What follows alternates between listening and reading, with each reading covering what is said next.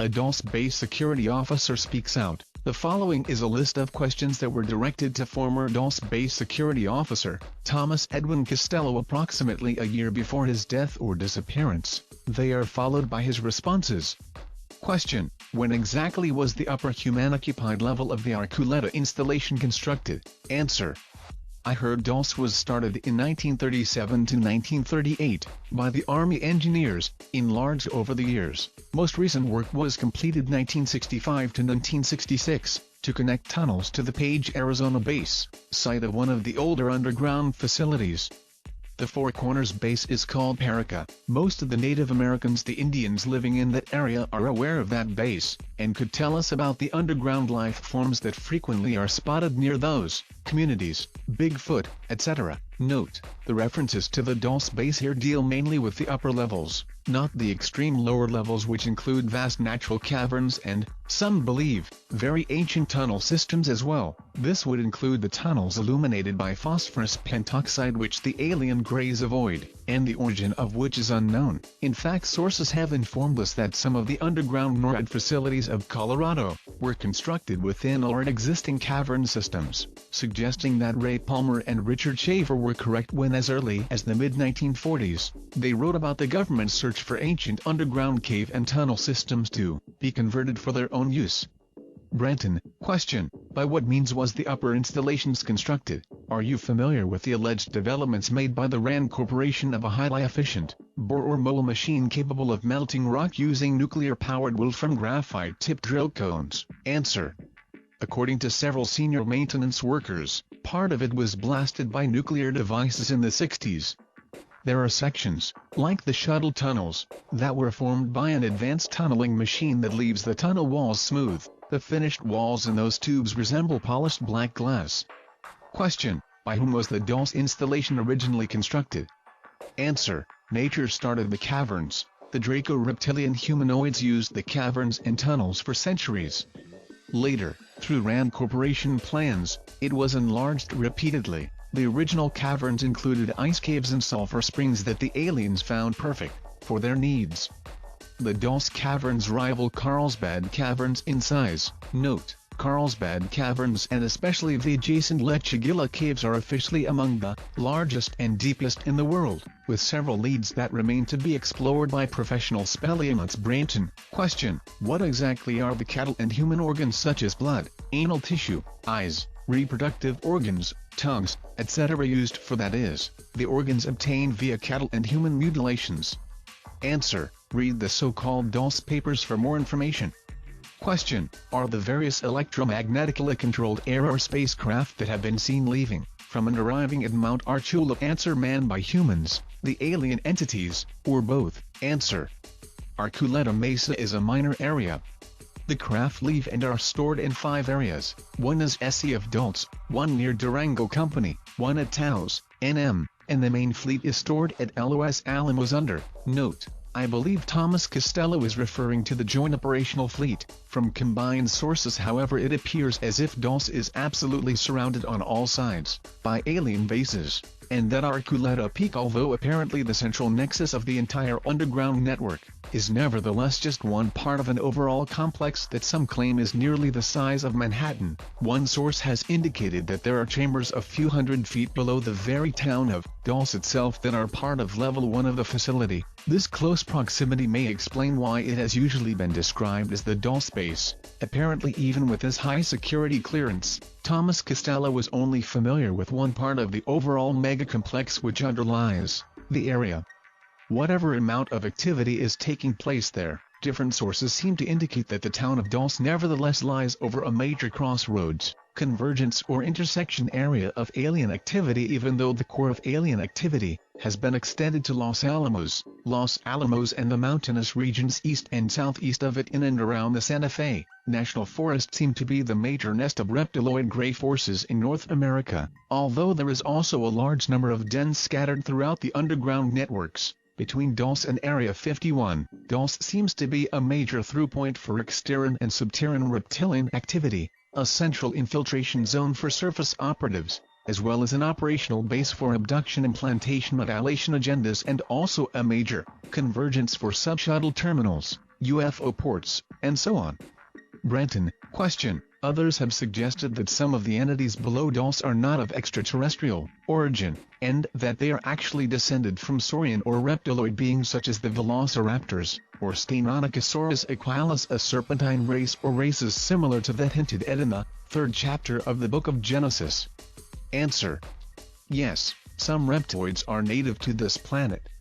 The ruling caste of aliens are reptilian, the beige or white beings are called the Draco. Other reptilian beings are green, and some are brown. They were an ancient race on Earth, living underground. It may have been one of the draconian beings that tempted even the Garden of Eden. Reptoids rightly consider themselves native Terrans. Perhaps they are the ones we call the fallen angels. Maybe not. Either way, we are considered the squatters on Earth.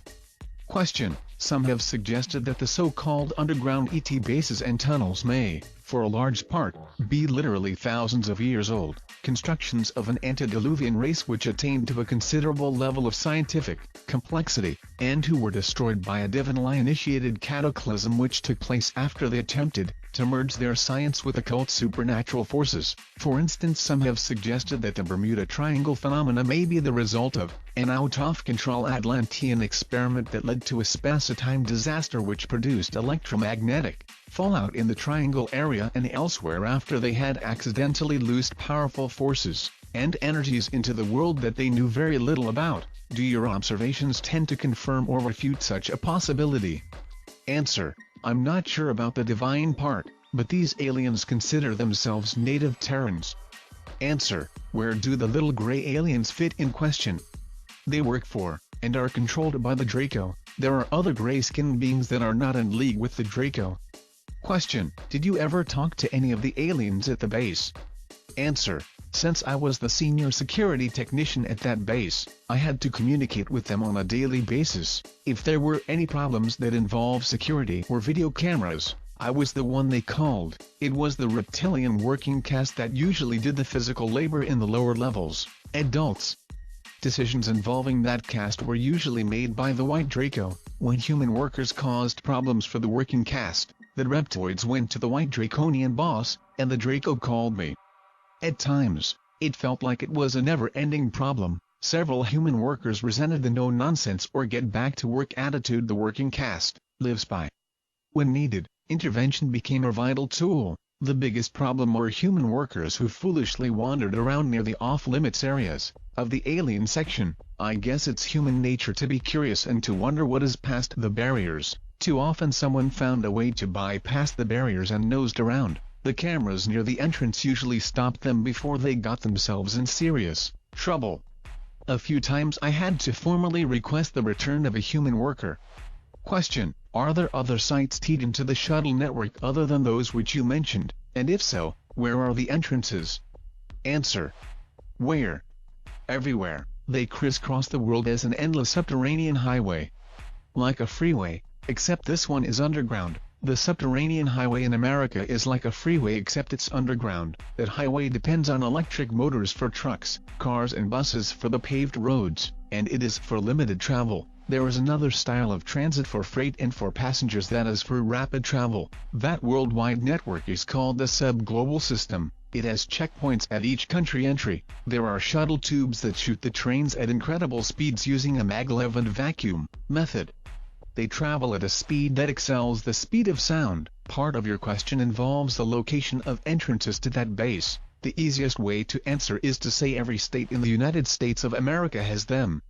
Frequently, the entrances are camouflaged as sand quarries or mining operations. Other complex portals are found on military bases. New Mexico and Arizona have the largest amounts of entrances, followed by California, Montana, Idaho, Colorado, Pennsylvania, Kansas, Arkansas and Missouri. Of all the states, Florida and North Dakota have the least amount of entrances. Wyoming has a road that opens directly into the subterranean freeway. That road is no longer in use, but could be reactivated if they decide to do so, with minimal cost. It's located near Brooks Lake. Question. Are there any bases in the state of Utah? Note. Thomas mentioned several areas surrounding Utah, Colorado, New Mexico, Arizona, Nevada and Idaho, where there are connections, but little on Utah, which according to some sources lies directly over one of the largest natural cavern systems in North America, one that is said to reach deep beneath the Western Rockies as well as beneath the Bonneville Basin. Have you heard anything about an alleged underground installation within the Wasatch Mountains? Answer: Salt Lake, Lake Powell area, Dark Canyon, Dugway Grounds, Modena, Vernal. All have exits there. Others too. Note: there have been many rumors of ancient tunnel systems being intersected during the excavations of subasement levels below major industrial and mall areas in downtown Salt Lake City. Various stories surrounding these tunnels include explorers who have entered the tunnels and never returned, reports of lizard people down in the labyrinths, reports of greys working with humans on electronic equipment, and massive building projects going on in huge caverns beneath the mountains to the east. Reports of humans who are part of an Asian-based Agadi kingdom who maintain colonies within the tunnels and caverns below and who are in conflict with the reptiloids, greys, and a group collaborating human fascists from a network of massive underground facilities beneath the Neuschwabenland region of Antarctica. Reports of men in suits having been seen pacing back and forth through large underground chambers carrying Uzi machine guns. Reports of seemingly bottomless shafts, large tunnels strung with lights that are big enough to drive a semi-truck through. Sections of tunnel walls that look solid yet which one could put their hands through. Rooms which emanate a strange greenish phosphorescent glow. Abductees who are taken below and encounter all types of aliens. Discs that have been seen emerging from the mountains to the east and attacking incoming UFOs over the valley. Dungeons and Dragons fanatics who have been down in the tunnels and tell wild stories of hundreds of miles of maze-like passages, reports of connections to the tunnel systems via the seaward drainage network especially underneath the downtown Crossroads area. Reports of alien activity similar to that which has been described in connection to Dulce, New Mexico. And reports of a huge cavern network that reaches beyond the border of the state in all directions, a huge network that connects the underground systems of Nevada with those of New Mexico. There is a famous story which is not openly talked about. There are two versions, both may be true. In one version, a Mormon temple worker penetrated an underground tunnel below the square in downtown Salt Lake City and traveled for some distance through a series of underground catacombs, until running into a lizard-like man. The creature attempted to attack him, but the man escaped and managed to find his way back to the surface. He began telling other people what had happened, and soon afterwards the government arrived in the area and went in and closed off many of the tunnels leading to the subbasements of the temple. Presumably there was some heated debates over how much of the underground system this denomination was allowed to control. A similar dispute apparently occurred to the southwest, where the LDS Church maintained a large storage facility under Granite Mountain in Little Cottonwood Canyon, within the upper levels of a vast network of caverns. Fascist CIA elements and the Greys came in and took control of the larger caverns deeper within the mountain and ordered the vault workers to stay out of the forbidden areas, and stated that the U.S. government was now using them for national security purposes and that it was their patriotic duty to maintain the secret. The other version concerned a custodian who entered a tunnel near the cinemas area below the Crossroads Mall across the street and to the south from the Temple Square. While excavation was being carried out into that part of the mall, the worker entered the tunnel and before long encountered a serpent-type man, beat a hasty retreat, and told his fellow workers what he had seen. The FBI and or the local police soon arrived and sealed the tunnel. Another story involved a young man who, along with a friend, had used a chain tied to his pickup truck to rip up a manhole cover in the area near the mall and the square. They navigated through a maze of sewer passages underneath and came to a shaft that descended in a series of 5 small rooms, one below the other, and from the bottom room a tunnel led south into a large chamber wherein they saw a seemingly bottomless shaft, a large southwest tunnel strung with lights and large enough to drive a semi through, and the footprints of some type of three-toed bipedal creature. Other sources imply that early pioneers and settlers of the area who explored these tunnels came in contact with and in some cases even joined with some of the Telocianagarty Mayan underground colonies below the Salt Lake Flats, the Salt Lake Valley and the Western Rockies. These subterraneans had formerly established territorial agreements with the reptiloids and Greys before the aliens began invading their subterranean lands below the Intermountain West en masse in the early 1900s. The treaties were part of an attempt to stave off a possible interspecies conflict. as skirmishes between the humanoids Teros and reptiloids Teros within the cavern networks of North America had been increasing since the 1920s, 30s and 40s. Because of a somewhat non-exclusive collective element with which these humans interacted, it was decided that one possible way to convert the reptilians into becoming beings of emotion and compassion was to allow them access to the group consciousness. The reptiloids, however, once given access, immediately began taking advantage of the collective and used it to control the humans on a subliminal basis. The ease with which this occurred may have been enhanced by the fact that the reptiloids and greys were already operating as part of a collective or group mind, one which was far more complex than the Ashtar or Astarte collective itself, which many of the Aghartians depended on. This suggests that the reptilian collective or hive itself is absolutely void of any and all care, concern or compassion for human beings. Individual reptiloids operating distinct from the draconian collective might however be tamed by other collective-free humanoids, in some cases, as some have reportedly been tamed by the Andropleiadian worlds. If the non-humans could be severed from the collective, they might be deprogrammed and reprogrammed, so to speak, and even attain individual awareness and a degree of emotionalism. In such cases it would not be advisable to give these creatures equal standing among humans, and absolute subservience and monitoring should be enforced even if means were found to sever them from the collective mind network. When dealing with the reptilian forces, unconditional surrender should be first offered, and if this is not accepted, then direct military action would be justified, especially in light of the many permanent abductees whom the Greys and reptiloids have taken captive, those who are still alive to their underground systems. Most of the treaties that the humanoids had made with the reptiloids down under have since been broken, especially following the Groom Wars of 1975 and the Dulce Wars of 1979, during which time much of the underground U.S. base networks, which were funded by American tax dollars by the way, were taken over by the Greys. Some sources have implied that the aliens took advantage of the chaos, especially during the Dulce Wars, and commenced to invade and conquer several of the older underground colonies. This apparently led to a rift in the Ashtar collective, with many humanoids and hybrids splitting off and joining with the Andropleiadian Federation, non-interventionists, and many reptiloids and heartless humanoid agents splitting off and joining with the interventionists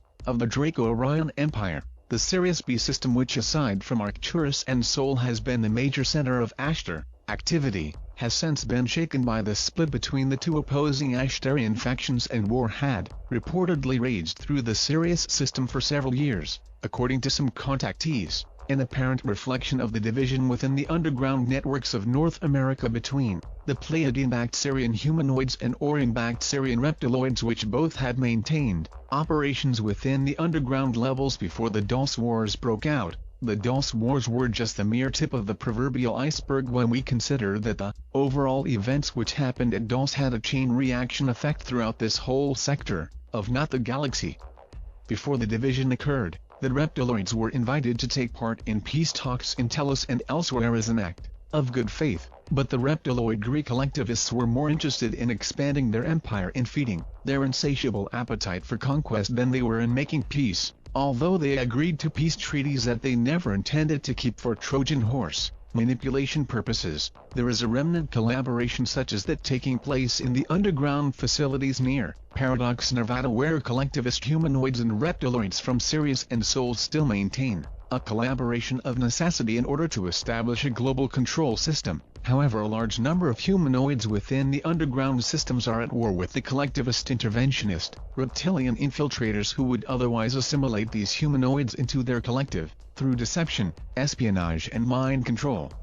Now several contactees like Alex Collier, Ray Keller, Stan Johnson and others are claiming that the conflicts in Sirius between the Andropleiadian-backed Ashtar forces and the Draco-Orion-backed Ashtar forces, which were infiltrated and commandeered by Draco-Orion agents, have now spread to the Sol system, as both stellar superpowers have focused on this most strategic system, intent on protecting their respective interests here from being subverted by the other side. Brenton, question: does the MT Arculeta shuttle system connect with a shuttle system which allegedly radiates from MT Shasta in Northern California? Answer: yes.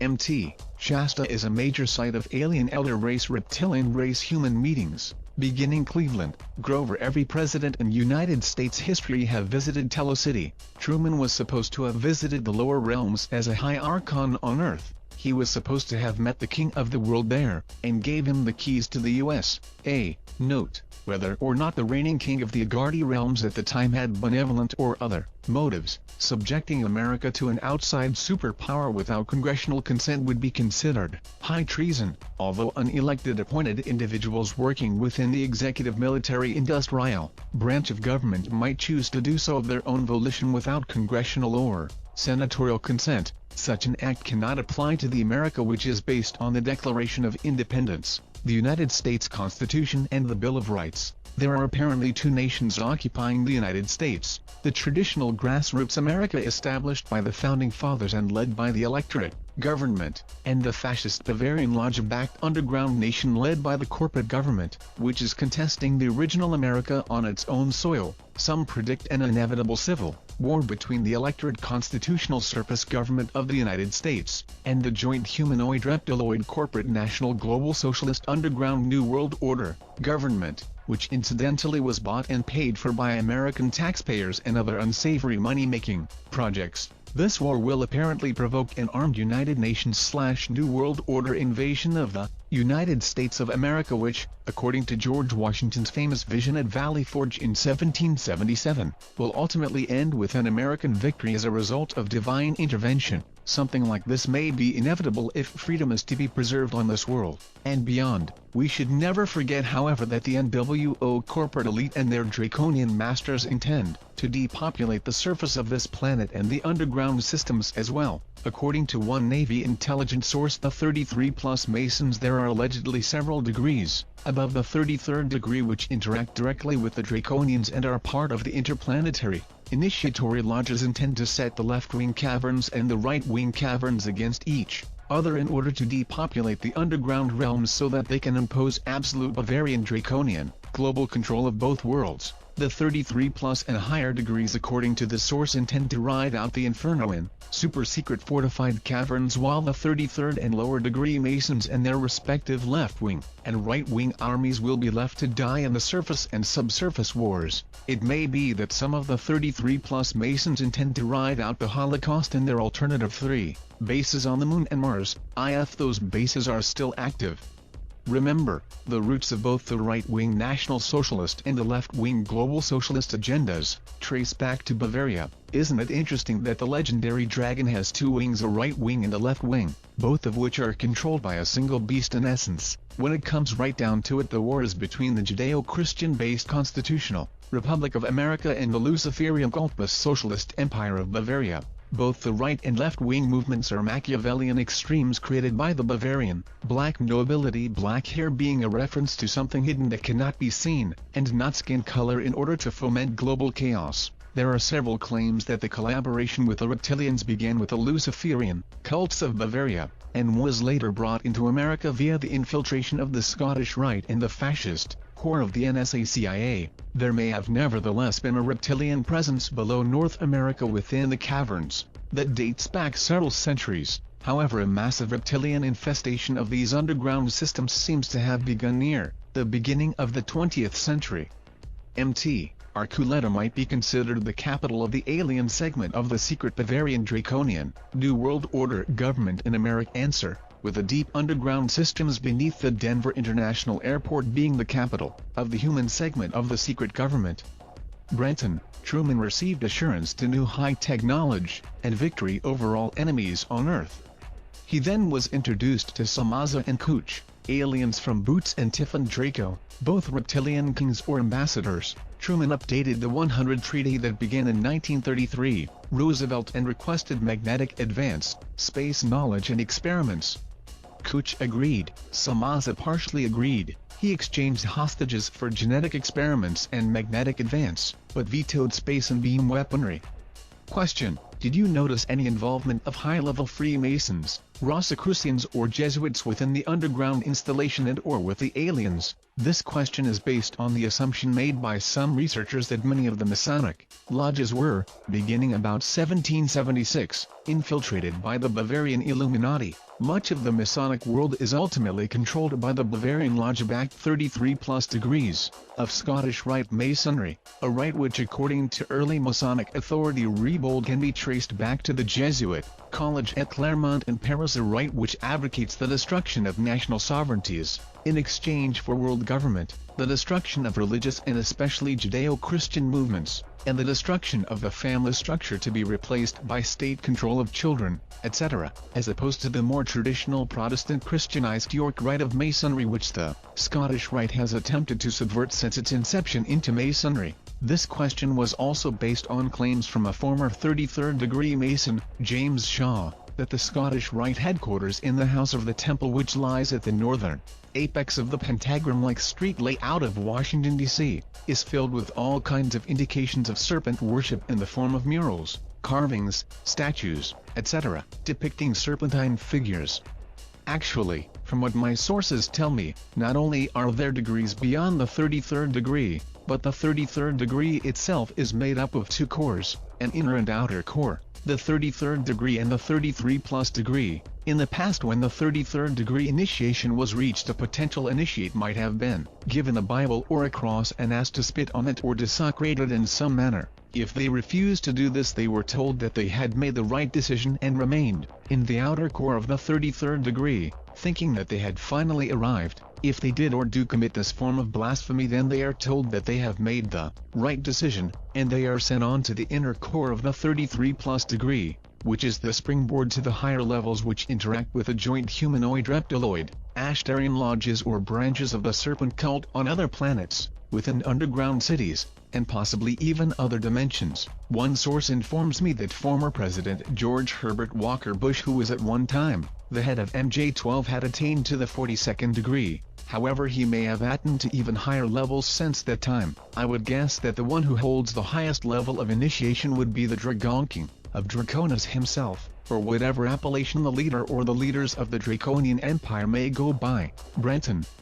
Yes, I did, but that is a loaded question, and I won't comment further. I'm not a Mason, or member of any other secret fraternal group. There is one organization I am a member of in the United States of America. That group is commonly called the Central Unit. It is a pleasure to tell you that I am a member of the Subgalactic League of Costa Rica. Question: is there any truth to the allegations that the CIA/aliens have established bases on the Moon, and also Mars?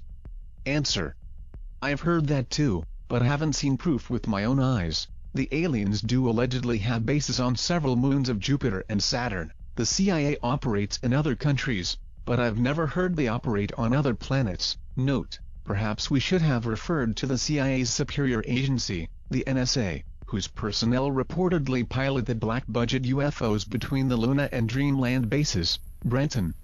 Question: have you heard any hints or rumors suggesting that there may be lower levels beneath the ULTRA-7 level of the Dulce base, and also, where these might lead to and what they might consist of? Answer: yes, your guess is as good as mine. Sure, there was lots of talk, but that doesn't mean it's there. However, I will tell you, I saw elevators that were off limits unless you had an Umbra or higher security clearance.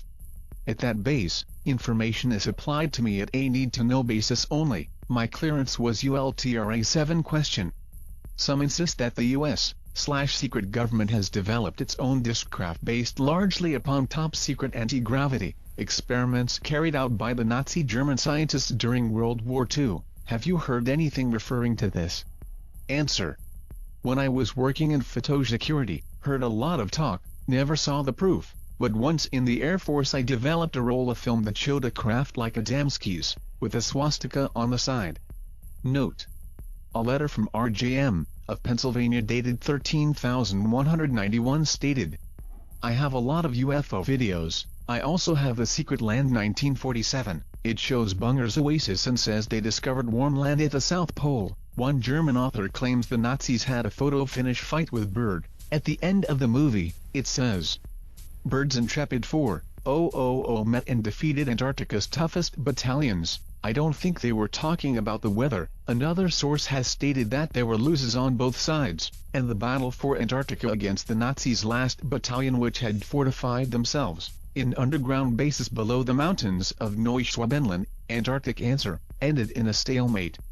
Question: why would Adolf Hitler and Eva Braun commit suicide after Hitler had spent so much energy executing over 5,000 Nazi officials whom he suspected were behind his assassination attempt at the Wolf Bunker, especially if he had a way out via a secret Nazi South Polar base? The March 18, 1994 issue of the Plain Dealer Cleveland, Ohio carried an AP story titled "Doctors Find Burnt Body Could Not Be Hitler's." Excerpts include: French forensic experts say the charred corpse said to be Hitler's is not his body. Experts falsified verification reports ordered by Joseph Stalin to appease the Soviet dictator. The body is actually that of an unknown German male. The forensic experts spent more than 2 years analyzing the autopsy reports prepared by Soviet coroners in the days following the surrender of the Third Reich in 1945. The body said to be Hitler's had an extra tooth and only one testicle. No German doctor who had examined Hitler before his death ever mentioned either anomaly. This is also interesting when we consider that the well-known abductee, Barney Hill,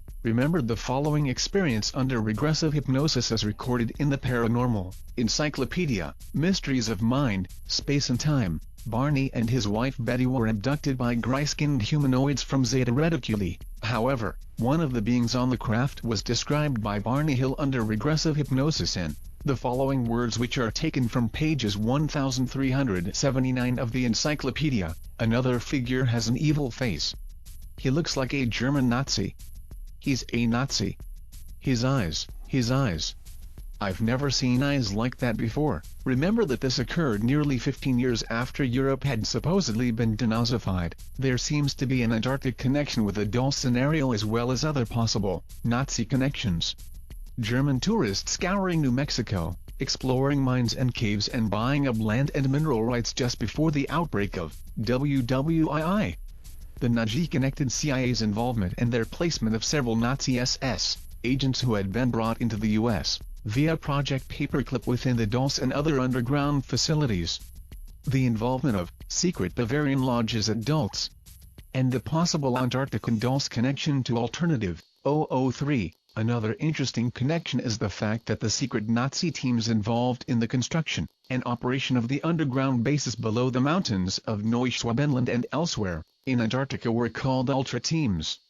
Ultra is also the codename for the Dulce base. Also, there seems to be a direct connection between the Dulce base and the Montauk base in Long Island, which is reputedly jointly operated by the Draconian Reptiloids, Orion Greys and the Bavarian Thule Society, which had backed the Nazi agenda. Brenton: question. Tom, did you have access to the alien craft? Were you ever inside any of them? Answer: yes, I frequently saw them in the garages. There are quite a few of them. The main fleet is stored at Los Alamos. Yes, I entered several crafts. There were two things that stick in my mind: the odd spongy feeling of the floors, and the unusual pinkish-purple color of the lighting. The crew stated the floor becomes ridged in flight, and the purple tint of the lighting changes to bright blue-white. The entire inside of the aircraft are scaled down in size, when compared to the average human. The hulls were curved and narrow, but somehow, when inside it appears bigger than it looks. Certain areas, the outermost sections, almost felt and looked alive. I was never taken up in one. Question: can you give me more information on the reptilian race? What did they do on the 6th level? The area called Nightmare Hall. Answer: the worker caste is the daily chores, mopping the latex floors, cleaning the cages, bringing food to the hungry people and other species. It is their job to formulate the proper mixture for the Type 1 and Type 2 beings that the Draco race has created. The working caste work at the labs as well as at the computer banks. Basically speaking, the reptilian races are active at all levels of the Dulce base. There are several different races of aliens that work on the east section of level 6, no doubt some collaborating Nordic factions included. Brenton: that section is commonly called the alien section. The Draco are the undisputed masters of the 567 levels. The humans are second in command of those levels. I had to argue with one large Draconian boss frequently. His name is difficult to verbalize. Karshfahs pronounced throaty KKHHAHSSHHFAHSHSST. I usually called him Karsh, and he hated it. The Draconian leaders are very formal when talking to the human race. These ancient beings consider us a lower race. Karsh called me Leader Castello, but it was used in a sarcastic way. However, the worker caste is friendly enough, as long as you allow them to speak first. They will answer if you address them. They are very cautious beings, and consider most humans to be hostile. They always seemed surprised when they found many of the humans were open and trustworthy. There is no fraternizing with the aliens off hours. It is forbidden to speak to any alien race in the halls or an elevator without a clear business-oriented reason. Humans can talk to humans, and aliens can speak to aliens, but that is as far as it goes. At the worksite, however, it's different. There is free speech in the labs. The camaraderie found in the labs also reaches the computer banks section. In those areas, everybody talks to anybody. However, everything changes the minute you cross the threshold of the hall. Instantly, all conversations become strictly formal. Hard as it was, several times I had to arrest someone, simply because they spoke to an alien. It's a strange place. Question: exactly what first made you aware that something was wrong at Dulce? Seems to me that a place as obviously horrible as this one wouldn't need an Einstein to know that this is a crime site. What took you so long? Are you the guy who blew the whistle? Answer: there are several things you should know about. I took an oath, under the penalty of death, that no matter what I saw or heard I would never divulge the information. Also, I signed a waiver that states I would willingly give up my life if I was found guilty of treason. At the Dulce base, treason is anything that mentions the details of daily operations at this facility, when outside the confinement of this base. When I first arrived, a need-to-know policy was in effect. The story the honchos told us was that this is a tri-biotransfer facility with advanced technology, doing advanced adventurous methodology for medical and mental gains, which is a fancy way of saying they do really risky things with human life just to see what would happen. If a medical cure happens, it will be heralded on the surface of the earth as a marvelous new cure, saying it was found after years of research at some well-known medical lab. The real story of the cure is never explained. After all, the Dulce base is a secret facility. These people are very good at what they do. They do not tell the truth about the unfortunate people that end up in Nightmare Hall. I worked with aliens. With that in mind, you should get the idea of the secrecy and the security at that place. Yes, I know this was not the usual hospital-type job site, but in the beginning I bought the whole package. I was reminded daily by intercom, in the elevators, that this site does high-risk advanced medical and drug testing to cure insanity. Please, never speak to the inmates, it can destroy years of work.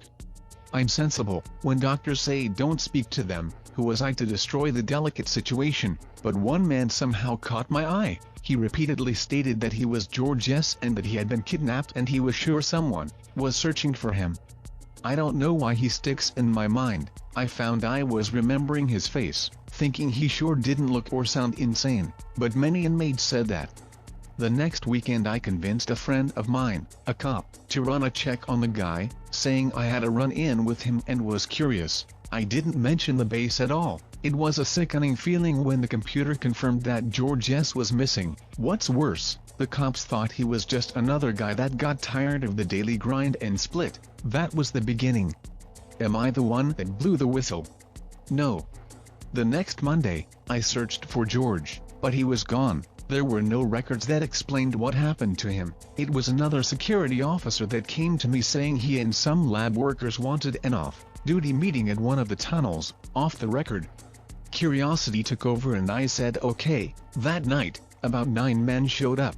They said they knew they were risking me turning them in, but they wanted to show me some things they thought I should see. One by one they showed records that proved many inmates were missing people. There were newspaper clippings, and even photos that they had somehow smuggled into the base. They hoped to smuggle them back out, without me turning them into the honchos. I could see the fear in their faces as they spoke. One man stated he would rather lose his life by trying, than to lose his soul by not doing anything at all. It was that remark that turned the tide. I told them about George and the things I found out about him. After a few hours we pledged to attempt to expose the Dulce base. Question: the name Nightmare Hall is descriptive, but surely there was a regular name. What was it called in the manuals? Answer: in the manuals it was called the Vivarium. It describes Dulce Base as a secured facility for tending bioforms of all types. In their report it is retold as a private subterranean bioterminal park, with accommodations for animals, fish, fowl, reptile, and mankind. After seeing this park, the name Nightmare Hall is far more accurate than the manual. The accommodations for the inmates at Nightmare Hall fall short of the pretty picture the manual describes. Question: you mention one reptilian leader, Karshfast. Do you know anything about him, like where is he from? Is he from Earth or some other planet? Answer: his name means keeper of the laws. They receive their name after they reach the age of awareness. They do not recognize time as an important factor in being aware the way humans do. Upon their age of awareness they are cognitive of the station or position they are destined to fulfill. At that time they chose or allow someone to choose their name. Their name will include the position they hold and several personally chosen letters. Each letter has a personal meaning, known only to the alien and the one that chose their name. Since Karsh's name means keeper of the laws, his name includes Karsh, memory or keep, base word for Akashic record, and FASHST law, base word fast or bind. Reptilians choose to be not only private but secretive of the location of their natal place. To them birth, or emergence of life, is considered as one of the sacred rites of life. They consider Earth or Terra their home planet, but several reptoids discuss several star maps. Most of those stars were within the Milky Way. Within those star maps lies the stars and planets of the allegiance, Earth being one of the planets in their trade routes. If any human asked clear questions about the allegiance, the aliens referred the questions to the Draco. The Draco in turn referred the questions to their supervisor, me. I did not have that information about the stars, because information was applied on a need-to-know basis. I didn't need that information. Question: did any of the working cast join in the revolt? Could you give me some names? Answer: a few of the rep are coded. Before you re-enter the car, all the elevators are magnetically controlled. Even lights in elevators, as well as all lights on all levels, are magnetically induced. The light bulbs are not the type bought on the surface, but a totally different type of light system. The illumination found there is a closer match to natural sunlight than any artificial light on the surface world. The shape of the elevators is unique. If you have ever seen a Tupperware sugar bowl, you could see the shape copied in the elevator, sort of like an open-ended oval with another half-oval on each side. The elevator shaft matches the shape perfectly. The magnetic controls are in the half-oval shape. If you could stand on or close to the half-ovals, you would feel the slight pull of the power of those magnets. The motion is smooth and silent. There is a nearly unnoticed surge when the motion starts or stops. There are no cables needed, because the lift is magnetic, not electric. Since there are no cables in the elevator cars, there is no chance of them falling. Question: I understand that certain groups of cleared individuals in the government are collaborating with alien groups. Is it known how many groups and of what type they are working with? Answer: I don't know how many groups or what type they are working with. Question: a mysterious security man calling himself Agent Yellowfruit says he worked at Groom Lake, Area 51. The security officer states that he's been in contact with benevolent aliens at the Groom Lake facility. Are you aware of such a group? Answer: Yellowfruit is one of the slang names for yellow jack or yellow flag that shows quarantine and caution in the labs. There are so many different slang names at Dulce Labs that meant quarantine that the workers published a booklet to show the meanings. At Dulce, Yellowfruit are the lab workers, so called from the yellow light outside the decontamination chambers. Banana is the older workers, lemon is the new guys, and so on. Question: is there an alien installation under Groom Lake or Papoose Lake at the Nevada test site, and are they conducting biological research at these sites?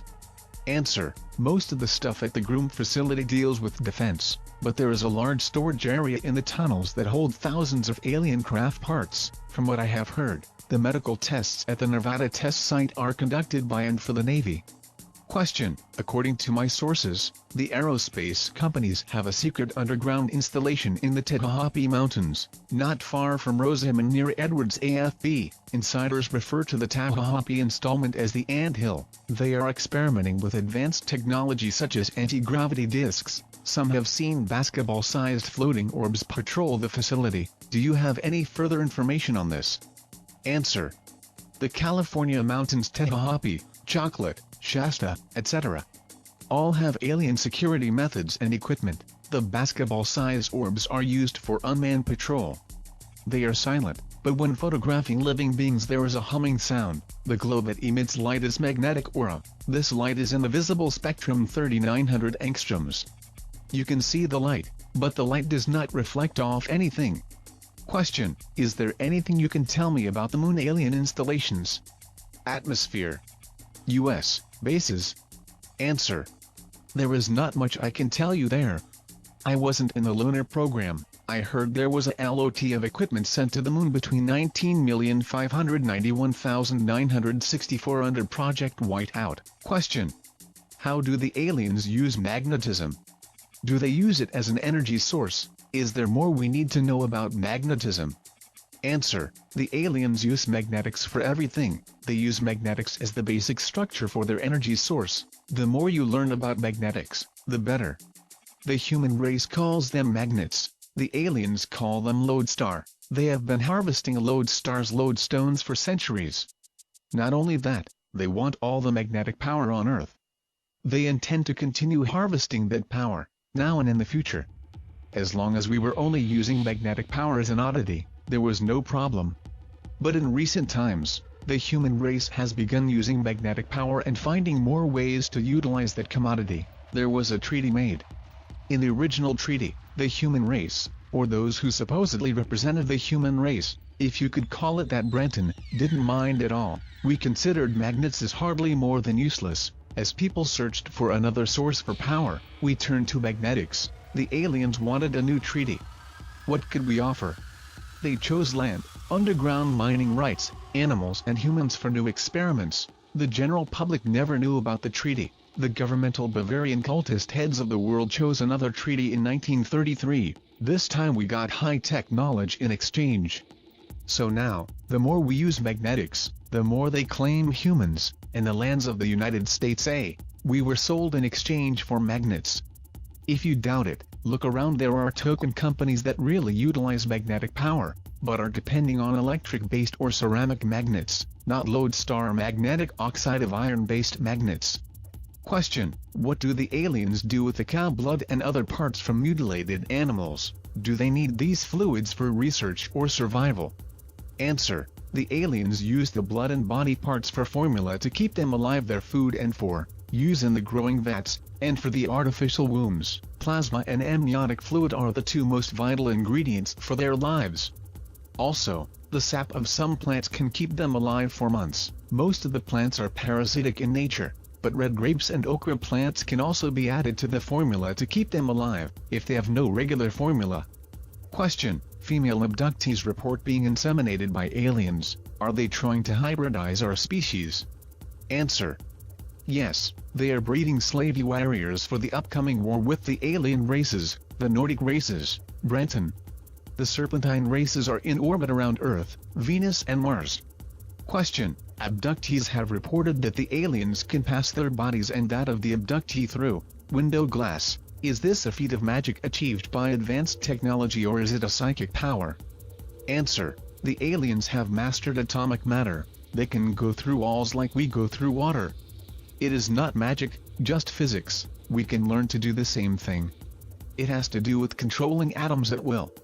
Question: are you in communication with benevolent aliens, or do you have contacts that are? If you are, can you tell us how we can communicate with their teams? Answer: I am not at liberty to discuss communications with any friendly alien life forms. I can tell you there is a friendly factor active in Costa Rica. I am in direct communication with that factor. I am an active member of the Subgalactic League of Costa Rica. This organization, using a small satellite dish, a television set and ham radio equipment, reach this factor. I might suggest that by using similar equipment and a low band frequency, you may reach the same factor.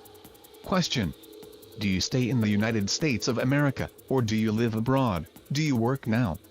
I know you have been on the run for several years. Answer: yeah, quite a few years. I visit the United States, but it's really dangerous when I do. I've lived in several countries. I spent a few years in Mexico, working as a mercenary soldier. It's rough work, frequently living in the bush, eating whatever I can find. I spent time in South America, fighting the drug cartel. It's not the citizens, it's the secret government, top officials and American alphabet boys, CIA, FBI, etc. I settled in Costa Rica, bought a small house in Limon. Actually it is a shanty that someone abandoned. I paid the equivalency of $11 to one of the local constables for the right to call it mine. My name changes when I think someone is asking questions. I've worked in one of the underground bases near the Panama border. It's in the mountains, not very far from a passive but active volcano. It is not as fancy as Dulce, but the people are wonderful. Question: what is the best city in Costa Rica for an American to visit and maybe move to live? Answer: none of them are worth anything by comparison, but I like Limon. There is a real culture shock when you get past the tourist sections. Inside the urban areas, it's not so bad, but away from the beaten path the picture changes. There are no improvements in the shanties, no sewers, plumbing, or paved roads, but if you stay in the cities, and you don't mind the big difference in the cultures, the countries have a lot to offer.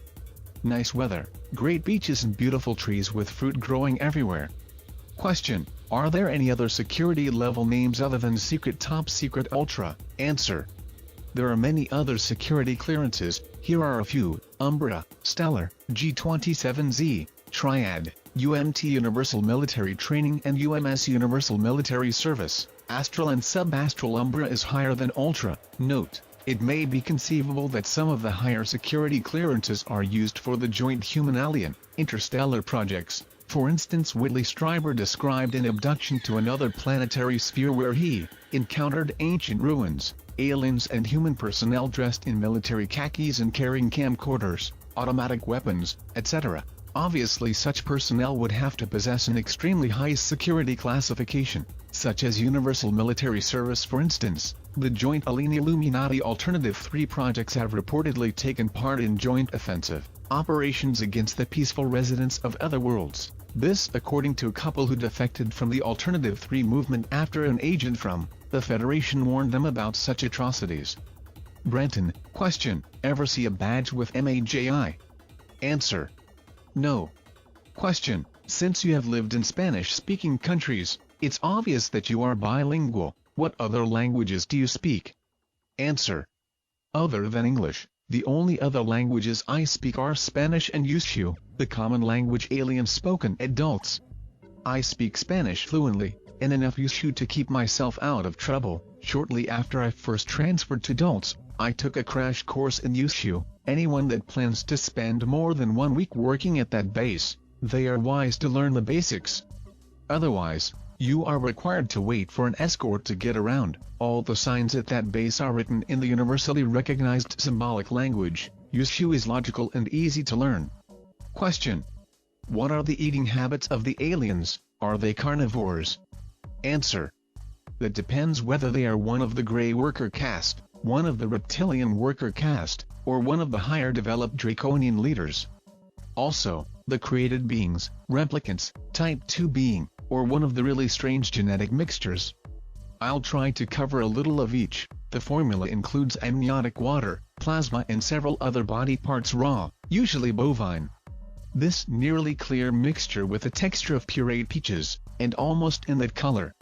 The grays make the attempt not to eat around the humans, because the odor of it is very unpleasant to any human. They can spend days or even weeks between feedings. The working caste of the reptilians eat meat, insects and a large variety of plants including vegetables and fruit. They prefer their meat raw and very fresh, but have learned to enjoy some cooked meat like rare beefsteak. Note: according to many abductees, the reptiloids are not above eating human flesh. It has been said that they prefer flesh that is young enough to be free of toxins, yet old enough to be imbued with a lifetime of accumulated emotional energy residue which is resident within the human body. Some abductees claim that certain reptilian factions have such complex biotechnologies that they are able to remove a human soul energy matrix and place it in a containment box, and use the controlled body for whatever purpose they choose. Some abductees also insist that in some cases the reptiloids can create a clone duplicate of a person in a short amount of time through time warping and replace the soul energy matrix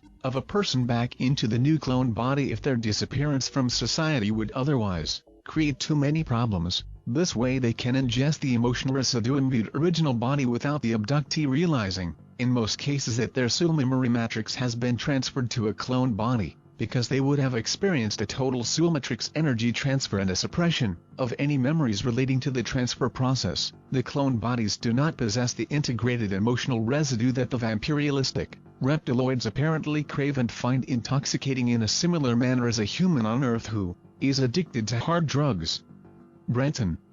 Unlike the Greys, they eat frequently and usually carry or send for food on their breaks. The ruling caste is secretive about their foods. They have created several dietary myths that they carefully embellish when the chance arrives. One of their favorite legends involves one of their ancestors' ability to eat an entire flock of geese in one setting. They rarely eat in sight of any other species. They carefully choose their food, then carry their meal to their quarters. It was only when dignitaries arrive at the base do they join their meals. They enjoy the same foods we do, and they have been seen secretly munching on a freshly found snail. The human-looking replicants eat some cooked vegetables. They rely on vitamins and liquid protein for sustenance. If they have to eat on the surface world, they can eat whatever they are served, but as soon as possible they regurgitate. Their digestive systems frequently fail to process the food properly. The engineered beings have a special diet, created for their dietary needs. The mixture includes several organ foods blended with plasmatic fluids, amniotic liquids and parasitoplasm materials. These unique animals also enjoy occasional green plants, usually grasses or lettuce. The creatures that are designed to become warriors eat Protelian janitorial crew. Let us know that they knew we were attempting to sabotage the work going on in the 6th and 7th levels. One of them, with the name Shal, secretly formed a small group of reptoids with the same mindset as my group. Take note of the similarity between this scenario and the NBC miniseries V, which is now available on videocassette after years of known availability. I have it on good authority that the original author of the V idea was an investigator who knew Thomas Castello on a personal basis. He had connections in Hollywood and had written a motion picture script, which was in turn seen and borrowed without permission by an NBC employee and rewritten as a miniseries. The show was based on reptilian humanoids from Sirius B who had come to Earth under the guise of benevolent human-like space brothers to bring a new order of universal peace. In reality they had a secret agenda to rape planet Earth of her resources and steal her people for biological sustenance. This agenda was being contested by a human resistance who refused to fall for the reptilians' facade, and these resistors were in turn working with a secret fifth column of reptilians who did not agree with their leader's agenda for planet Earth. Could this miniseries have had an actual basis in a bizarre reality? Brenton, Shal took upon himself the danger of informing me. He was as open as is possible in a unique situation. On the day I found out about it, I was inspecting a camera near an exit tunnel. He approached, stooped down. The tall reptiloids average about 78 feet in height according to most witnesses. Brenton, seemingly scraping some non-existent dirt, and he quietly said, "A few of us agreed that you are singular in your interest in missing human reports. If true, walk away. I'll reach you. If it's untrue, destroy my life now." My heart almost leaped out of my chest, but I silently walked toward one of the wide halls. For the rest of my life I'll remember those words. It was the first time I knew reptilians could have individual thoughts and opinions. Basically, they formed a uniform front with a small variety of interests. Or at least, that was what we had thought. It was a couple days before I heard from him again. As he walked beside me in the 6th level's infamous hall, I heard him say, "Enter the exit tunnel on the 6th level, north, after your shift." The next few hours were long and filled with thoughts of betrayal, or worse, but I shouldn't have worried. I contacted one of the original 9 resistance men, and let him know, just in case. Gordon wanted to go with me, but I convinced him to wait a few feet from the exit and pretend he was having trouble with his car electric, like a golf cart. When I got there, there were 3 of them. Shal formerly introduced Foshha and Huamsha. Name base word is SSHHAA or assist. With that, I quickly grabbed Gordon from the hall and the 5 of us talked and walked in the dark tunnels, about 3 hours. After that day, the joined resistance group got bigger and bolder. Ultimately, it ended when a military assault was initiated via the exit tunnels and they executed anybody on their list, human or reptilian. We fought back, but none of the working cast had weapons, nor did the human lab workers. Only the security force and a few computer workers had flash guns. It was a massacre. Everyone was screaming and running for cover. The halls and tunnels were filled as full as possible. We believe it was the Delta Force because of the uniforms and the method they used that chose to hit at shift change, an effort that killed as many as named on their list. Note: if Thomas Castello is correct in his assertion, then based on his overall revelations, as well as the revelations of others such as Robert Lazar, Phil Schneider, etc., the Dulce Wars were the result of at least 5 overlapping factors or scenarios which converged at more or less the same time or played into each other. This may have also involved a conflict of interest within the MJ-12 itself, and apparently involved different security forces including the Delta Force, Black Berets, Air Force Blue Berets, Secret Service, FBI Division 5, CIA stormtroopers and Dulce Base Security. The various factors which seem to have played into the Dulce Wars would include animosity towards the Greys for their slaughter of several scientists and security personnel in the Groom Wars below Area 51 3 years earlier as described by former MJ-12 Special Studies Group agent Michael Wolff. Accidental encounters between aliens and human construction workers and security forces near Dulce as described by Phil Schneider. An attack on the Dulce base resistance that was apparently ordered by die-hard collaborators and deeply evil intelligence as described by Thomas Castello. An attempt to rescue several of our best scientists who had been captured by the aliens after they had discovered the grand deception involving a violation of the established treaties, that is the permanent abduction of thousands of humans to the Dulce and other bases for God only knows what purposes, as described by John Lear. Could it be that MJ-12/PI-40 was unaware of these abductees, yet their superior agency the Black Monks/MAJIC agency was aware and had agreed to an actual exchange of human life for technology? And another factor would involve a dispute over whether human security personnel could carry flash guns as opposed to machine guns. All of these were apparently contributing factors to the altercations which raged throughout the Dulce base beginning in 1979. Brenton. We, to this day, do not know who betrayed us. Gordon Enery ran beside me as we ran into the third-level exit tunnels, and he died when several bullets slammed into his back. I vaporized that assassin and kept running. And I'm still running. Gordon will be remembered. Question. Tell me more about the flash gun. Is it difficult to operate, or is it like the weapon on Star Trek, that can stun or kill on different modes? Answer. It is an advanced beam weapon that can operate on 3 different phases. Phase 1, like Star Trek, can stun and maybe kill, if the person has a weak heart. On Phase 2, it can levitate anything no matter what it weighs. Phase 3 is the serious business mode. It can be used to paralyze anything that lives, animal, human, alien and plant. On the higher position on the same mode, it can create a temporary death. I assure you, any doctor would certify that person is dead, but their life essence lingers in some strange limbo, some kind of terrible state of non-death. In 1 to 5 hours the person will revive, slowly.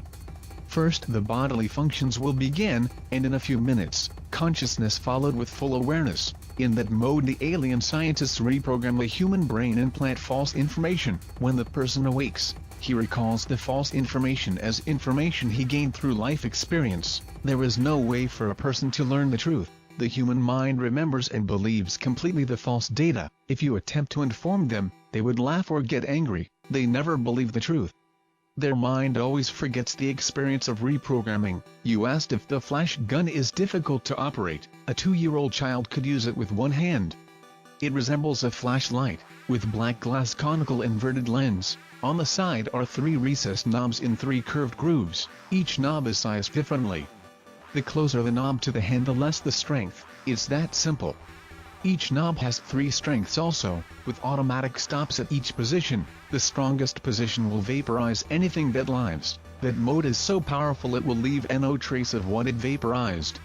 Question. Is the weapon called a flash gun or is there a different name in the manuals? Answer. Everybody calls them flash guns, or more commonly the flash or my flash when talking about it. In the manual it is first introduced as the Armalux weapon. After that, it is explained as the flash gun. Question. What type of security is found at the Dulce base? What else is used against espionage or unauthorized entry? Answer. I'll mention a few, but it would be nearly impossible to cover it all. The weapon, besides the flash gun, mostly used is a form of sonic. Built in with each light fixture in most camcorders is a device that could render a man unconscious in seconds with nothing more than a silent tone. Dulce. There also are still and VCR cameras, iPrint, handprint stations, weight monitors, lasers, ELF and EM equipment, heat sensors and motion detectors and quite a few other methods. There is no way you could get very far into the base. If you made it to the second level, you would be spotted within 15 feet. More than likely, you would become an inmate and never see the light of the surface world again. If you were lucky, you would be reprogrammed and become one of the countless spies for the ruling caste. Question. According to certain reports, the Dulce base is host to other aliens that live in level 5. Is that true? Can the humans freely roam or meet an attune in the halls, or is some type of protocol in effect? Answer. There is protocol from the first time you enter the base, and it must be followed every time you see an alien there. From the working caste, to the visiting aliens, to the ruling caste, there is a never-ending checklist of rules, law, and strict protocol. There is never a chance to roam on the 5th level. The alien housing area is off limits to any human. The hub is surrounded by security, arsenal, military and CIA/FBI sections. The area past the security is one of the most secured areas because it houses so many classified files. The entire east side of the 5th level is off limits except for security personnel holding ULTRA 7 security clearance or higher. The garage on the west side of the 5th level requires ULTRA 4 clearance. Question. Is there proof available that could confirm the allegations of the underground base, or are we just supposed to believe you? Answer. Many people have asked that one. No, I don't expect people to believe with blind faith. There is tangible proof that has been seen, felt or inspected by quite a few folks. I'm in no position to go on a lecture circuit to explain to every person on an attune basis. I am trying to stay alive. All I can do is state again, that Dulce is a secret facility. They work hard to make sure nobody can find the place. If everyone could easily find it, it wouldn't be a secret facility. I've explained the extreme security methods they use. There is other proof available. There are 5 sets of copies in 5 different boxes in 5 different locations that hold complete proof of everything I have tried to explain. Here is a list of contents of each box, delivered into the safekeeping of 5 individuals, known only to Thomas Castello and to the individual recipients. Branton. A. 27 sheets of 8x10 photographs of aliens, creatures, cages and vats.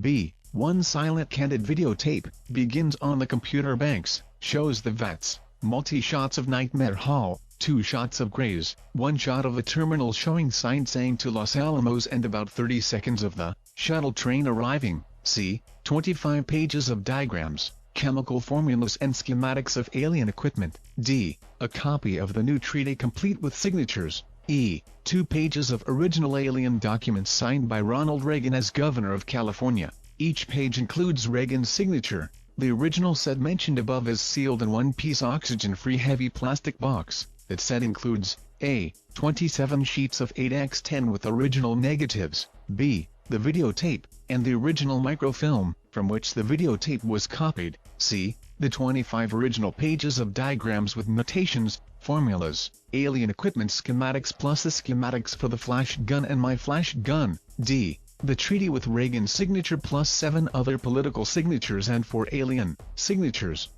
The working flash gun in that box is an extremely dangerous weapon. In the wrong hands, there is no limit on the danger it could inflict. That proof must be protected. But when placed in the hands of certain government agencies, it would not be treated as proof for an alien visitation. That government branch knows the truth and they publicly lie. Think about it like this. Do you know, for certain proof, that George Washington lived, or do you believe what other people said about him? There is no one alive that saw with their own eyes what is claimed about him. You judge all you know about him by what other people said. Columbus said there is a new land, and it was found. I am saying there are aliens in several underground bases in this country and terrible things happen in those places. If I die before it is proven, search for proof. After all, the Dulce base and the other bases aren't going anywhere. Unlike UFOs themselves, they are not here today and gone tomorrow. If they are there, then there are bound to be some indications of the fact. Brenton, demand that the government admit it. If enough people demand it, they will find a way to explain the base, or at least explain why they must keep it secret. There are many people that work at the Dulce base that know me. I am challenging those co-workers to speak up, at least anonymously. Send a letter, or a telegram or fax to confirm what I have explained. In the name of the brave men, women, children and aliens that died trying to let the public know what is going on at the Dulce facility, expose that horrid place before thousands more innocent people are tortured and die unspeakable deaths. Question. What about the elevators? Do they drop from the surface to the 7th level in a couple of seconds? Do you know anything about them? Are they electrically lifted? Everywhere on the surface world there are elevators made by Otis Elevator Company. Does that company make the elevators at Dulce? Answer. I failed to notice what brand was available in the elevators at the base. I could tell you that there is no elevator anywhere at Dulce that drops from the surface to the 7th level. The security blueprints show the levels are stepped down. Each level drops one floor only. Not even the hub has an express elevator. After the 3rd level, not only would you change elevators, you are weight and cone-filled liquids. Question. In the Dulce papers, copper seems to be high on the importance list. In what methods is copper used?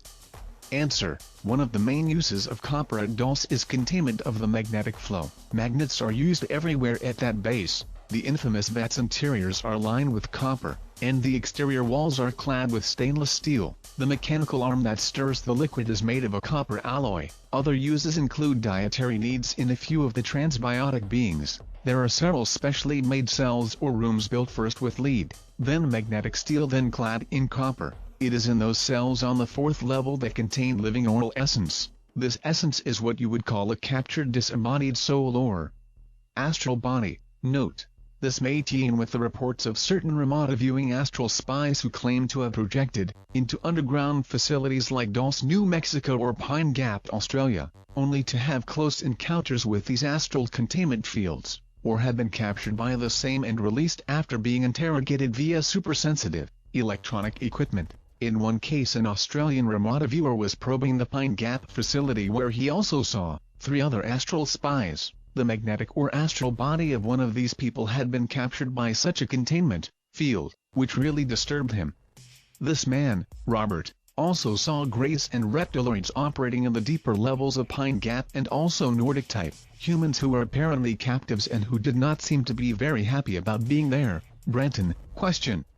Growing multi-species beings, blood formulas and human parts in vats sounds like a bad plot to a science fiction movie. The doctors and scientists of the world claim you can't mix the species. Note. Naturally this may be true, however through genetic bioengineering and genosplicing this has apparently been accomplished, to some extent. Brenton. The concepts mentioned in the Dulce papers sounds far-fetched. Could you provide information that the average surface world reader could understand about similar things? Answer. The doctors and scientists on the surface world may say that, but underground, away from the prying eyes of ethics boards, they do grow transgenous beings. There is a lot of written material available at libraries. One of the best sources is an easy-to-read book published back in 1969 by Prentice Hall International, with the title of The Second Genesis, The Coming Control of Life by Albert Rosenfeld. In this book, they discuss animals that may be especially bred to supply genetically reliable organs for people and the use of fetal or embryonic material from which adult-sized organs and tissues may be grown. Also he discusses the fact that embryonic tissue has no immunological activity, therefore it cannot provoke the defense mechanism in the recipient. It will join the body not as a foreign antigen, but as a natural protein. He further discusses solitary generation, commonly called virgin birth, but also known as parthenogenesis.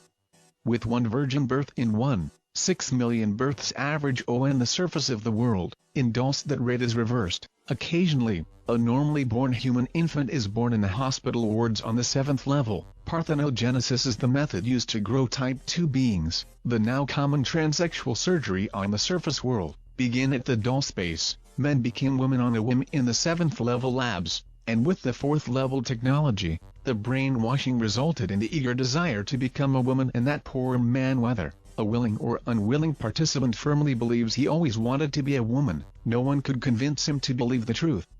All things are twisted at Dulce, a quote by Dr. Ralph W. Gerard in the second Genesis put in his now classic statement, "There can be no twisted thought without a twisted molecule."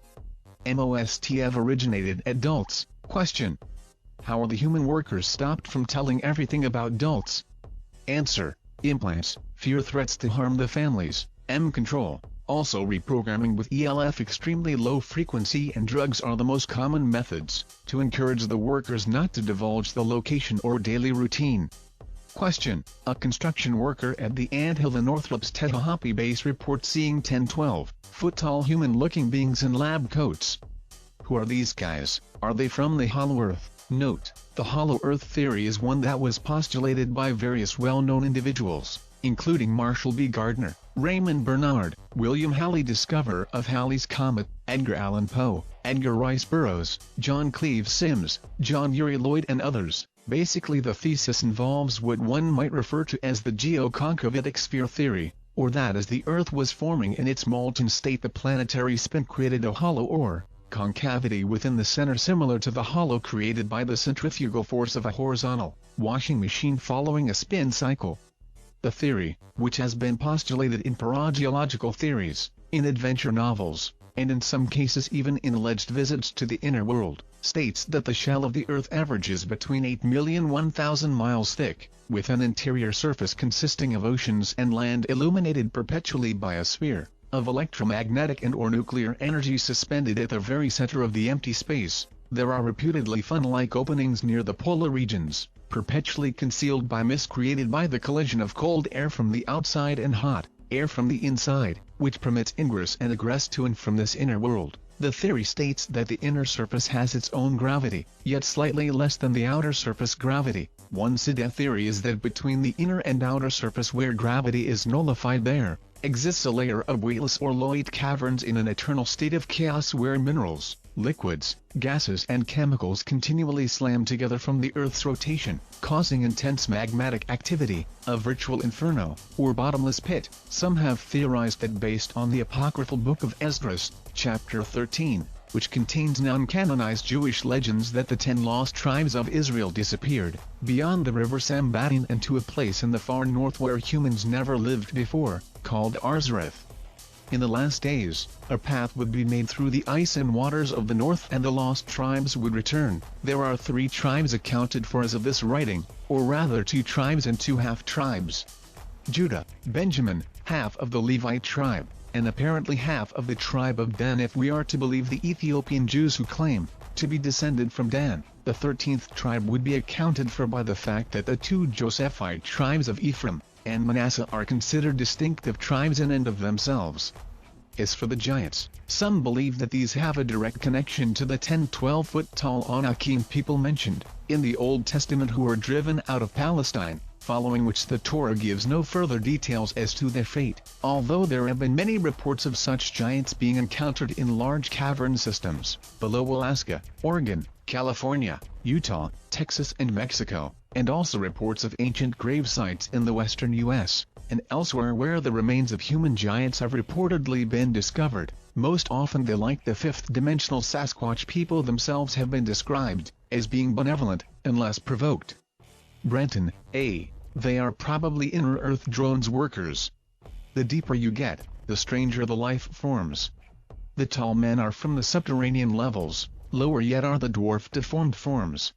I don't trust either of them. There are other forms that both the tall men and the dwarfed men fear and loathe. They are similar to Bigfoot in appearance, but extremely violent and enjoy eating whatever they find while it is still alive. They are subhuman and demented, with an IQ around 15. Note: apparently, according to another source, these lower Bigfoot-type creatures having more of a resemblance to apes than to the more human-like faces and features of the much friendlier Sasquatch people who frequent the surface, dwell in wild cavern systems some 6 or more miles deep, along with other very large and dangerous insectoid and quadruped or serpentine reptilian life forms reminiscent to something from out of a Hadean nightmare. This is according to a report I investigated some years ago of a group of speleologists who reportedly broke into a vast underground labyrinth west and northwest of Cushman, Arkansas, where they encountered these types of creatures as well as friendly blue-skinned humans who claimed to be descended from a family that had survived an ancient global deluge by taking refuge within a large ship.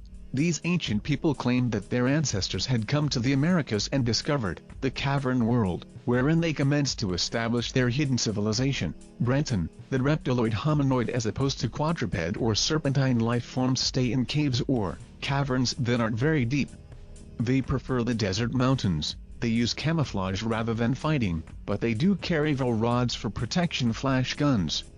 They do have a symbol, not the hokey snake with wings that I keep seeing in the public, which is used mostly by the GREYS and also as a medical symbol for the Delta Force. Brenton, the reptoids use a dragon with its tail in its mouth, a circle with 7 pointed stars in the middle. Question: there have been reports of the Delta Force having black vans with no tires that hover over the ground. How much are we United States of America already interworking with alien cultures? Answer: I haven't seen the black vans you mentioned. We are totally submerged with alien cultures. Very little of the original human cultures have survived. Question: how can we the public go after or expose an alien culture which is covert and hidden? Answer: go for the best shot. That means go after the reptoid. They stay near the surface. They choose to try to hide and avoid contact. They are soldiers, doing a job, and usually there are 2 or 3 at each job site. They are manning a remote post. They are not to bother the humans unless they are endangering the post. Most of them are not hostile and won't kidnap you. They may blast you with a flash gun that may paralyze you. You won't remember the flash for an hour or 2 and cause confusion and mild fear. It could cause you to black out, pass out for a while. It is their way to escape and buy time to hide any visible equipment. If you know any areas with repeated reptilian sightings, then that is the place for you to look. They are fearsome to meet face to face, and their voices are harsh and whispery with heavy SS's, but most of them understand English and several other languages. Wear something with a reptile, not something violent, like St. George killing the dragon, in sight. If you see one, keep your hands open, palm forward, arms down. That is the non-aggression approach. Don't raise your arms, unless told to. Don't carry anything in your hands or arms. If he doesn't run, walk slowly towards him. Let him speak first. They consider humans repulsive and hostile and threatening with good reason. Don't try to offer him anything. Don't touch him or anything of his. If he hisses at you, back up a couple feet, but don't look away. It simply means he finds you smelly. Don't try to overpower him. He is stronger than 10 or 12 men. Usually, if he hasn't run so far, he's curious and wants to talk to you. Fight your fear and your thoughts of panic. Question: how do we get closer to some kind of data to prove to others that there really is a danger from non-human beings? Answer: good question. I'm afraid we will find the proof the hard way. When we are invaded, try to keep a small camera with you at all times. When you search for reptoids, keep it in your pocket. Question: is there a specific location where the public can set up their cameras and equipment to document an alien government base and or their activities? Answer: the problem is, most of the meetings are held in military bases or underground. The Groom Lake facility does fly several alien craft that regularly fly over unpopulated land, that go back and forth from several bases. Southern California has several notable areas. 29 Palms, Lancaster or Chocolate Mountains are well known for such activities. Question: could you provide us with a copy of your badge or card you used at Dulce? Answer: badges or cards never leave the bases. All exits have bars or walls of metal. To open, to go out requires using the card. When you use it for an exit slot, the card won't come out.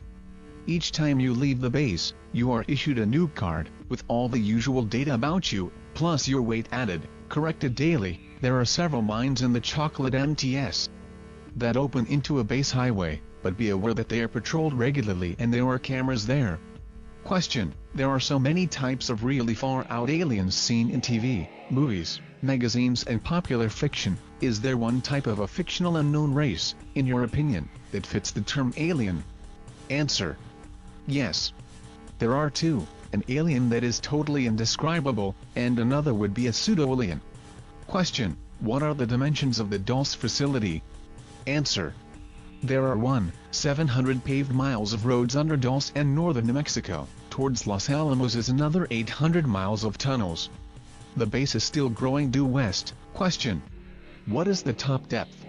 Answer: the first level starts 200 feet from the surface. Each level has a ceiling of 7 feet, except levels 6 and 7. The ceiling there is 45 and 60 feet. There are approximately 45 feet or more between each level. The average highway ceiling is 25 feet. The hub at the base is 3,000 feet wide. Use a 7.5-minute scale map to try to comprehend the size of the place. Question: are there regular vehicle exits that can be observed from the ground? Answer: yes, but they are inside Los Alamos. Question: are there aerial exits that can be observed? Answer: 20 miles due north of Dulce, across the border into southern Colorado, Brenton, is a large hangar. It is hidden by a facade of cliffs. Look for an isolated short road on the top of a mesa, with no road tour from the top. Question: are the ventilation shafts visible? Answer: the ventilation shafts are hidden by bushes or vents inside caves. There are 5 on the top of the mesa. Be aware there are cameras inside most of the vents. Question: is there external security, and could we recognize them in or around the town itself? Answer: there is minimal security on the surface. Most of the men and women are Air Force or highway crewmen. There used to be a Best Western motel that hosts or hires a lot of base workers from Level 1. I don't know if that motel is still operational. Most of the security force live in Santa Fe. Others live at White Pine, Los Alamos. Question: are there security sensors? What type? If so, what is their power source? Answer: yes, there are many types of sensors: radar, infrared, heat sensors, microwave, EMGW, and satellite. Most of the sensors are powered by magnetic power. The only thing you may notice on the surface would be an occasional satellite dish. Question: if you can, give us some information on the upcoming war with the aliens. When does it start? Do you recommend going underground? Answer: the war has already begun. To start, they use weather-controlled devices that can cripple a city in hours. Storms, flood and drought, with those few things they can bring any country to their knees in a hurry. Yes, I do recommend going underground. Choose a location that has a higher elevation than the surrounding terrain. Pick out a cave or even an abandoned mining shaft or two. Bury a cache of supplies including food and water. Near these locations, place the supplies in heavy plastic boxes that have tight lids to prevent the destruction by earth-burrowing rodents and insects. Then plan to live like a squatter when it becomes necessary. If you own land, create a system of tunnels and tell no one. Use your tunnels to secrete your supplies, and plan to live in those corridors when you must. Question: what about the reptilian ships that are in orbit around the equator, presumably including the original 2 planetoids that arrived in geosynchronous orbits around Earth at 400 and 600 miles up in 1953? This reportedly led to an NSA project which successfully communicated with the gray aliens, and resulted in a contact landing treaty scenario involving President Eisenhower and other executive military-industrial officials at Morrick Edwards Holloman Air Force bases in 1954. Brenton: are they cloaked? Answer: they are not cloaked the way you may think. It's more like nobody is learning to SEE, even though it is in plain sight. Like the mailman becomes invisible because you are so used to seeing him you never noticed he is alive. One of the favorite methods of covert activities is to hide their operation in such an obvious way or place that no one would suspect it is covert. For instance, hiding entrances to underground bases beneath religious shrines, federal buildings, mining works, malls, libraries, lodges, hotels, or basically areas that one would consider the least likely places to hide or accommodate an entrance to an underground facility. The underground New World Order FEMA facilities throughout the United States apparently utilize this type of concealment with many of their bases. Brenton: question: what are the Greys susceptible to? Answer: the Greys are photosensitive. Any bright light hurts their eyes. They avoid sunlight, and travel at night. Camera flashes causes them to back up. It could be used as a weapon against them, but they recover quickly. It could buy enough time to escape. Use commands, or nonsensical words in the form of commands, and they will back up. Their brain is more logical than ours and they do not create fun. They do not understand poetry either. What really confuses them is saying things in Pig Latin. We learned that in a hurry, and used it against them, the GREYS in the Dulce Wars. Question: can Greys read your intentions if you came up behind one? Answer: yes, they read your intent, because they use your body's frequency. The human race broadcasts a frequency that they recognize as an electromagnetic impulse. Each person has a slightly different frequency. That difference is what we call personality. When a human thinks, they broadcast strong impulses. In the case of fear, the frequency is loud and easy to recognize. By the same right, a calm and composed mindset should be far more difficult to recognize. Branton. Question: can we shield ourselves against their mental control? Answer: we can shield ourselves against them. However, 95% of the human race never try to control their thoughts, and controlling our own thoughts is the best weapon. The average person rarely thinks in a clear pattern that allows the brain to think in a chaotic way. Control your thoughts, and you can stop the aliens attempting to abduct and control you. Controlling my own thoughts have kept me alive for years. Question: could you shed some light on the type of human the aliens are looking for when they abduct? Answer: I can tell you that the most common are petite women in their early 20s or early 30s, dark-haired boys between 5 to 9, small to medium-sized men in their mid-20s to mid-40s. But, let me stress that there are all types of people being held against their will in the Dulce base. There are tall heavy men and women, teenagers, elderly folks and very young girls in the cages and the vats. I only mention the most common egg size are the small young men and petite women. The boys are favored because at that age their bodies are rapidly growing, and their atomic material is adaptable in the transfer chamber. The young small women are frequently very fertile. The men are used for sperm. I have no idea why they prefer small to average size men. Question: did you ever see twins or triplets, etc.? Answer: since you mentioned it, no, it never crossed my mind to search for them. But then that doesn't mean they aren't there. There is no way I could have seen everybody at that huge complex. Question: what is the prevalent human race at the Dulce base? I am curious about both the human workers and the inmates.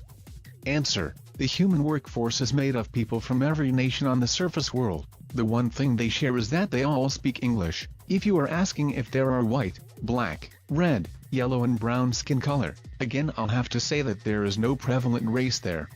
As for inmates, I could see all races there. From what I could see, it looked like there were more white people, but again, I saw a constant flow of different people. Many, I think, were only there for a few hours. Question: please explain the method they used to identify each inmate. Answer: no one has a name. When first brought to this facility, they were issued one large number. Usually that code has a mixture of numbers and letters. They show the place, how, and by who, followed by the time, age, sex and finally the personal number, their SS number. For example, it might look like this: NVLVOOAO700P0.00.0000M00000. Question: with that huge facility, trash and garbage must be a real problem. How do they dispose it? Answer: it was never a problem. Some of it is reformed or melted down and remade. Some of the wet garbage is eaten by bacterial forms, and what's left is vaporized in a vat-like chamber. The residue of that action, it takes them months to get enough to measure, is used in a complex land used to fertilize crops. Question: where is your family? Not just your wife and son, but parents and siblings. Answer: Kathy and Eric are still missing. My parents died in a car crash when I was in my teens. I have one brother. If he is alive, I suspect he is inside an underground base somewhere. I haven't heard from him for several years. Please pray for them, please. Question: what is your birth date, and where were you born? Answer: April 23, 1941, Glen Ellen, IL. Actually in a farm at home, in the place now called Glen Ellen. My birth certificate list is at Wheaton, IL. Question: you have been through so much, and yet keep fighting. What is your biggest fear? Answer: that the general public will forget the trapped innocent people in the despicable place, and will ignore the hundreds of children, women and men added to that place every month.